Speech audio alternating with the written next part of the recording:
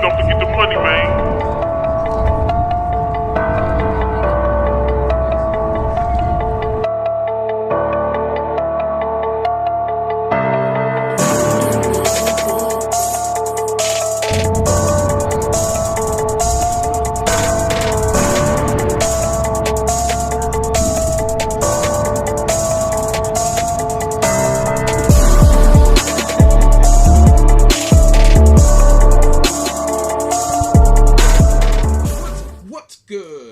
Clark here at the new Matt Clark. How are each and every one of you doing on this amazing Saturday? I'm doing great. My girl's doing great. My family's doing great. I hope each and every one of you are doing great through these chaotic and crazy times.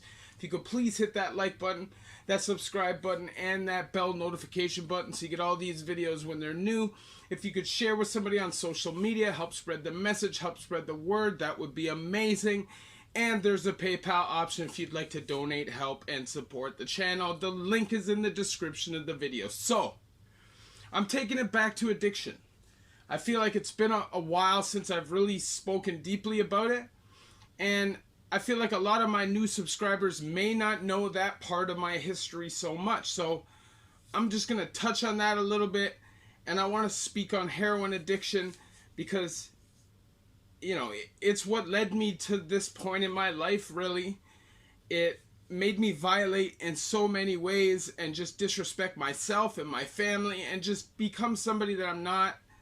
But first, just let me break down my history a little bit. So, you know, I started smoking weed and stuff when I was like 12 years old, 13 years old. I even did acid once when I was young. But I never really touched chemicals again until I was around 17 years old. Then I got into ecstasy and all the designer stuff, Jib, Crystal, K, all that stuff.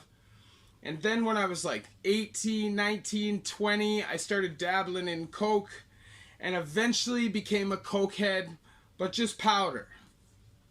I fell off of the coke, went back to the designer stuff, eventually started doing pills. In about 2009, I started doing perks and stuff. Very quickly led me to 80s and a lot of 8s and hydromorphone and all that stuff, and eventually heroin. I was a heroin addict for about 10 years, and it literally almost destroyed my life. You know, I remember, not this last pen bit, but the pen bit before that. My grandma had set up an insurance policy, a life insurance policy, for all 5 of her grandkids. So just before I got out, I got this message, right? And it was, you're going to get out to this $10,000 check, or you can leave this insurance policy and continue to pay, whatever, $70 a month, and continue to have this money, this savings, this backup, this life insurance. Instead, because I was an addict, I was just getting out of the penitentiary after doing like 2.5 years. And that $10,000 check sounded amazing. The problem is, I never really put any cachet on where that money was coming from. I never thought deeply about it because I was so deep in my addiction. Now at that time, I didn't use needles. I was against needles actually. But I still did heroin every day and was on parole. I ended up spending the whole 10 grand in 7 weeks. And basically went on a major heroin bender in my family's house. And I'm telling you, my father is not an emotional person. That's just not who he is. He's a traditional male. He's almost 70 years old. You know, he doesn't show his emotions like that. He shows his love by his actions and by being an amazing provider and just a good role model and leader. Not great at showing his emotions, you know. But I remember specifically him coming up one day and sitting at the end of my bed and almost in tears telling me, how are you going to go on a heroin bender in our house? How are you going to put us through this and make us watch this? And I remember the sadness in his eyes and how much it tore my heart apart. It literally shattered me. And I quit cold turkey on the spot for like a month, you know, because as a heroin addict, it's just a crazy cycle, because if you're not working and you don't have six figures, you can't be a functional addict, really. Because you have to have enough money to provide you with what you need to make it through every day of the week without getting sick. And the more you do, the higher your tolerance gets. So unless you have like a big wig job, it's not really going to be possible.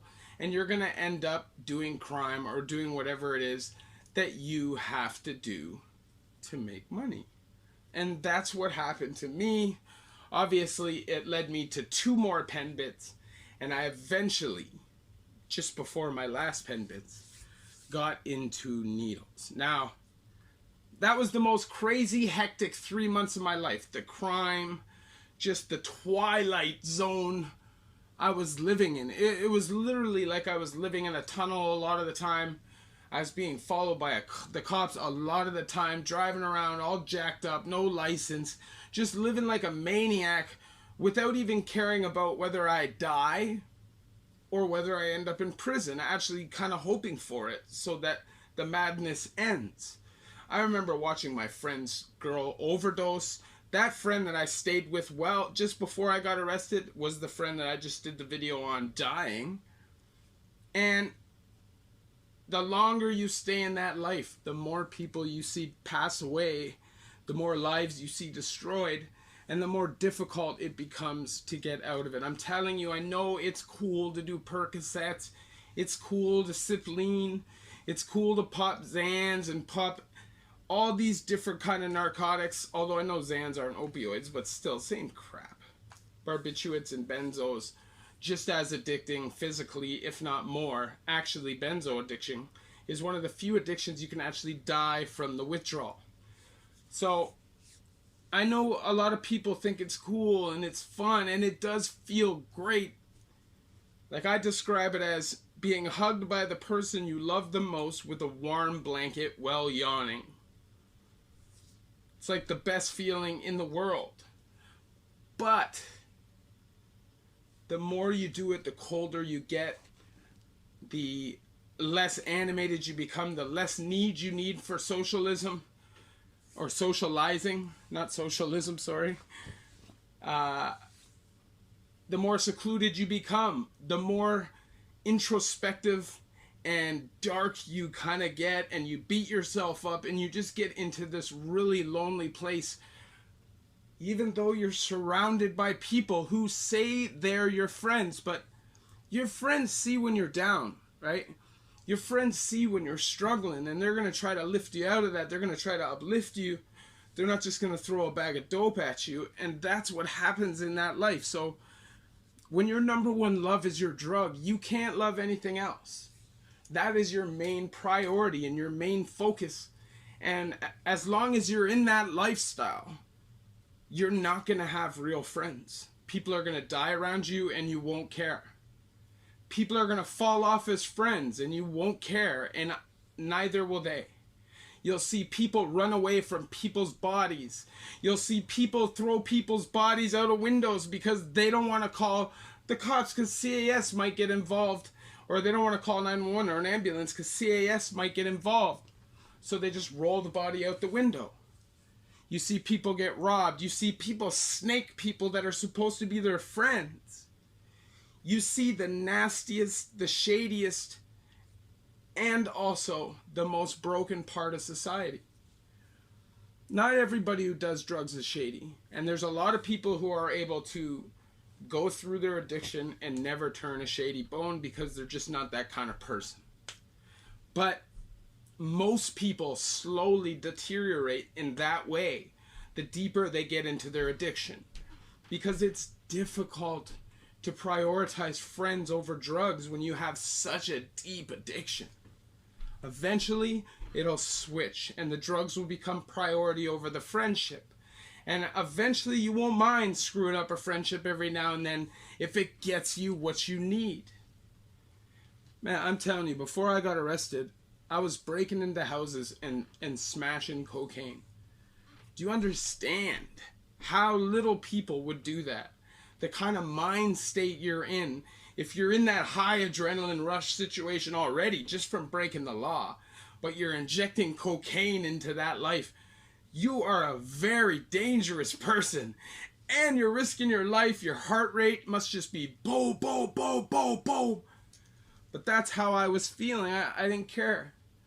And that's what heroin addiction does. That's really what it does. It makes you not care about anything. I remember walking around outside, no shirt on in the middle of the wintertime, not caring. You know, no girls around other than just to hang around. Like you have no sexual motivation at all. Because drugs becomes your priority. You know, your body slowly fades away. You start looking sickly. People start clowning you. You become frail. I remember going to prison and people not even recognizing me. That's how bad it was. I remember getting arrested with a freaking mohawk in my head. I would never rock a mohawk. But I was in such a crazy mind state that that's what it led to. That's what heroin and cocaine led me to. I share my experiences with you guys so you guys don't have to go through these things yourselves. Obviously, if I could snap my finger and nobody's an addict again, that would be what I would do, but that is not reality. People have problems, mental health issues, deep-seated pain, traumas, PTSD, and they don't get the help they need. It's just not there for them.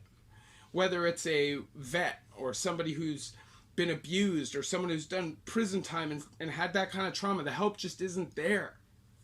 So a lot of the time, you fall back on what you know will make you feel better in the short run, which is drugs. It's very easy to not care about life and not care about making progress in your life when you're all jacked up on dope. You don't care. It's easier to exist as a failure, you know, but eventually you'll sober up and you're going to regret it.